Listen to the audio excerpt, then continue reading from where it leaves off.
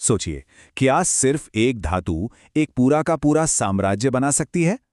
आज हम समय में थोड़ा पीछे चलते हैं और देखते हैं कि कैसे लोहे ने, सिर्फ एक मेटल ने, न सिर्फ औजार बदले बल्कि पूरे भारतीय उपमहाद्वीप का नक्शा ही बदल दिया।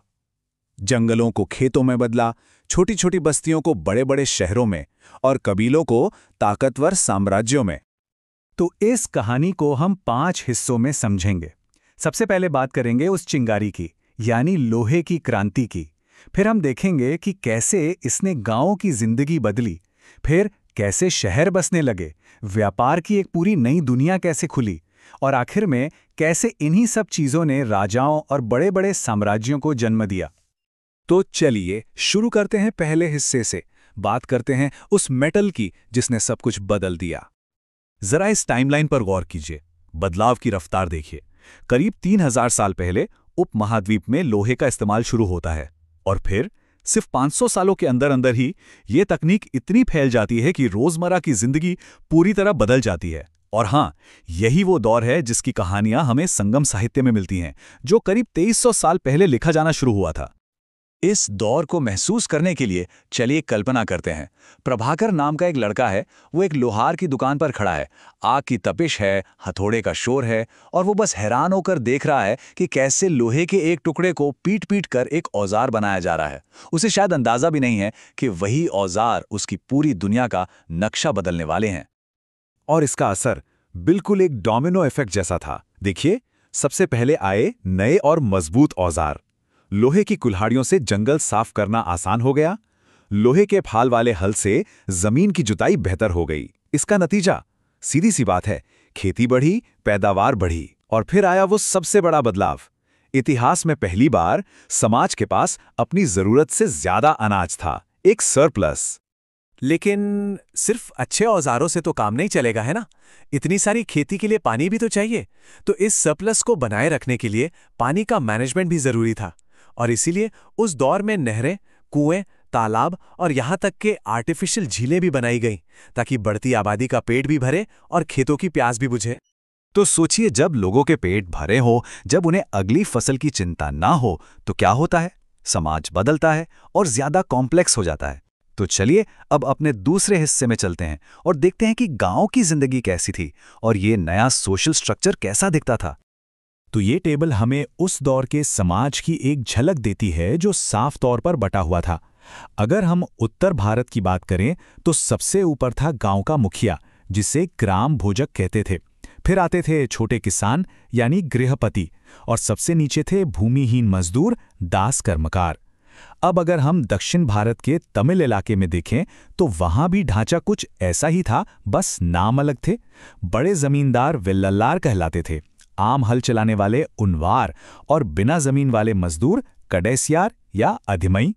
ये जो ग्राम भोजक था ना, वो कोई मामूली आदमी नहीं था, वो गांव का सबसे पावरफुल इंसान था। सोचिए, वो गांव का सबसे बड़ा जमींदार था और ये पद पीढ़ी दर पीढ़ी चलता था। लेकिन इतना ही नहीं, उसके पास जबरदस्त पावर थी। वो राजा के लिए टैक्स भी वसूलता था, गांव में जज भी वही था और कई बार तो पुलिस का काम भी वही करता था। मतलब एक तरह से वो गांव की सत्ता का सेंटर पॉइंट था। तो जब खेती से इतनी तरक्की हुई तो इसका एक और नतीजा निकला। अब हर किसी को खेती करने की जरूरत नहीं थी। लोगों को दूसरे काम, दूसरे हुनर सीखने का मौका मिला। तो गांव अब सिर्फ किसानों की जगह नहीं रहे, बल्कि वो लोहार, कुम्हार, बढ़ई और बुनकरों जैसे कारीगरों का भी घर बन गए।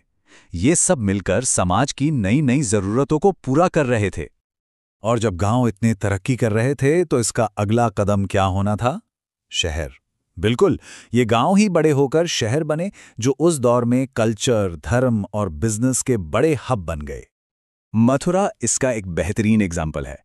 ये शहर 2500 साल से भी ज्यादा समय से जरूरी रहा है। क्यों? वजह थी इसकी लोकेशन। ये 2 बड़े ट्रेड रूट्स के बिल्कुल चौराहे पर था। तो ये एक बड़ा इकोनॉमिक सेंटर तो था ही, साथ ही ये एक बड़ा धार्मिक सेंटर भी था। यहाँ बौद्ध मठ थे, जैन मंदिर थे और कृष्ण भक्ति का तो ये गढ़ ही था। और देखिए, जब पैसा और धर्म एक जगह इकट्ठे होते हैं तो पॉलिटिकल पावर भी वहीं आती है। इसीलिए आगे चलकर ये ताकतवर कुषाण साम्राज्य की दूसरी राजधानी भी बना। संगम साहित्य की एक लाइन है जो इन शहरों की जान को, उनकी आत्मा को पकड़ लेती है। वो कहते हैं, जब नमक के सौदागर शहर से चले जाते हैं तो पीछे सिर्फ सन्नाटा रह जाता है। क्या कमाल की बात है। मतलब ये एक लाइन ही सब कुछ बता देती है कि ट्रेड यानी व्यापार ही इन शहरों की धड़कन था। व्यापार नहीं तो शहर नहीं। तो चलिए अब जरा इस व्यापार की दुनिया में और गहरे उतरते हैं। देखते हैं कि ये शहर आपस में और बाकी दुनिया से कैसे जुड़े हुए थे, एक बहुत बड़े ट्रेड नेटवर्क के जरिए। दक्षिण भारत की एक चीज थी काली मिर्च। रोमन साम्राज्य में इसकी इतनी ज्यादा डिमांड थी कि उसे काला सोना कहा जाता था। सोचिए, ब्लैक गोल्ड। और क्यों थी इतनी डिमांड? क्योंकि इसे सिर्फ मसाले की तरह नहीं बल्कि दवा के तौर पर और अपनी अमीरी दिखाने के लिए भी इस्तेमाल किया जाता था। मतलब साफ है, ये ट्रेड सिर्फ जरूरत का नहीं था, ये लग्जरी का भी था।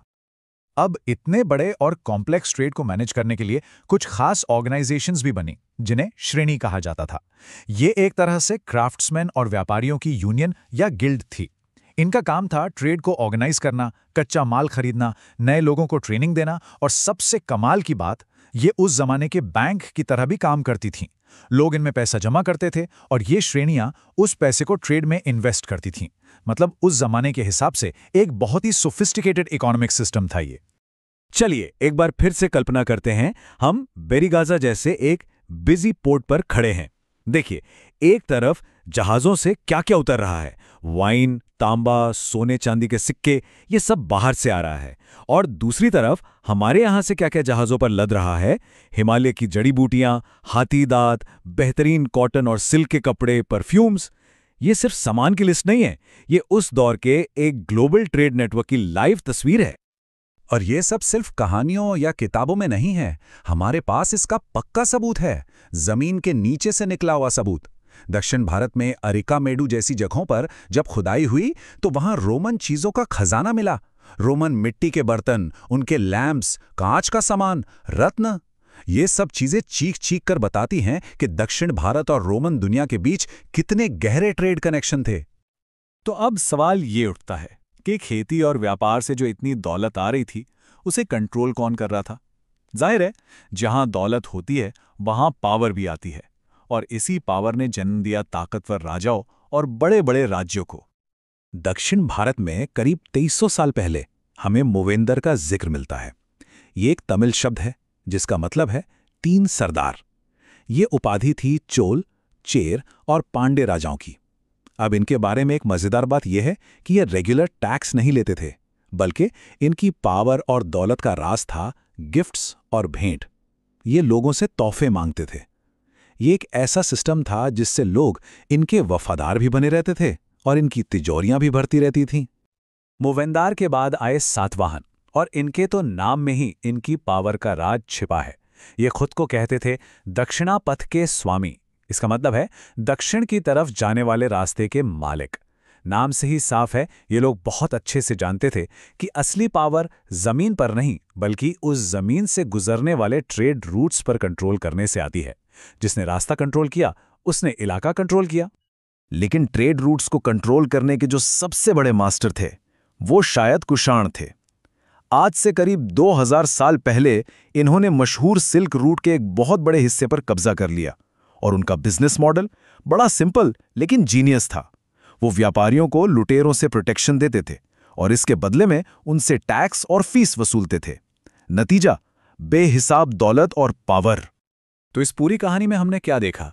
हमने देखा कि कैसे लोहे की एक छोटी सी चिंगारी ने खेती में क्रांति ला दी।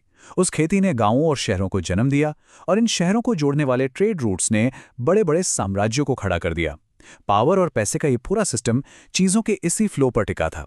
और ये हमें एक आखिरी और बहुत जरूरी सवाल पर लाकर छोड़ देता है। एक ऐसा सवाल जो तब भी जरूरी था और आज भी है, कि अगर व्यापार के रास्ते ही साम्राज्य बनाते हैं तो तब क्या होता है जब ये रास्ते बदल जाते हैं?